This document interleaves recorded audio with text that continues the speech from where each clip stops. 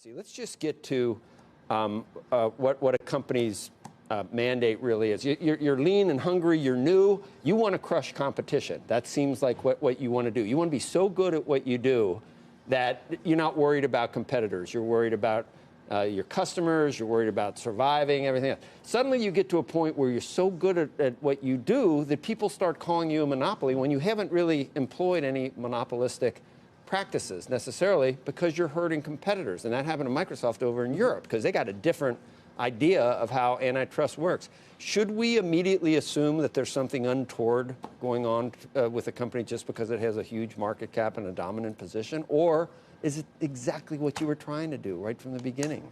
I don't think that one should ever equate size in and of itself with Success, a potential size.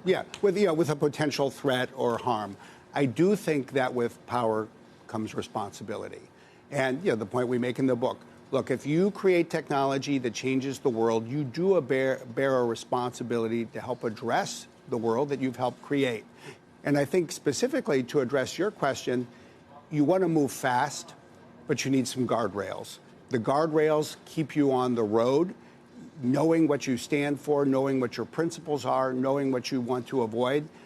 I believe in the long run, that's what serves companies and the shareholders the best. I just don't see what the companies that are in the crosshairs of the AGs, they have nothing in common other than being really successful and being very large. So how can all of them, how do we suspect all of them of doing things that are unethical or doing things that need guardrails, as you call it? Well, look, I'm not here to advocate for antitrust action against others in the tech sector. I am here to advocate for work that we all need to do to address the issues that technology is creating for the world and get at the underlying problems that bother people. If consumers are not being harmed and, in fact, they're benefiting, where everything basically is cheaper than it ever has been and it's almost free, how do we know when to worry about emerging competitors being blocked out? I mean, when it's no longer hurting the consumer or the customer, that's who you normally think of, but suddenly you're worried about competitively that new entrants aren't getting in. How do you decide when that's a real issue? Well, I think that you do what you just suggested. You ask, what's the problem here? Is there a problem that needs to be solved? Are competitors being harmed or blocked by offering their apps on an app store, for example? Okay. That's an example of competitive harm. That's a specific one. But I'd like to harm most competitors if I was starting a business. Wouldn't you? Well, and that's why antitrust law in the United States and around the world says that you can do that when you're small, but once you have a certain size, a certain position in the marketplace, you don't have that same freedom to maneuver.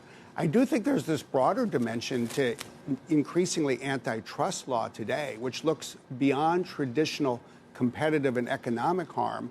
And it does ask, what is the impact of this on data? What is the impact of this on democracy? Right. And that's where the Justice Department is increasingly focusing. And I'm not sure that they're out of touch with the American public when they're asking the broader questions about the implications of technology.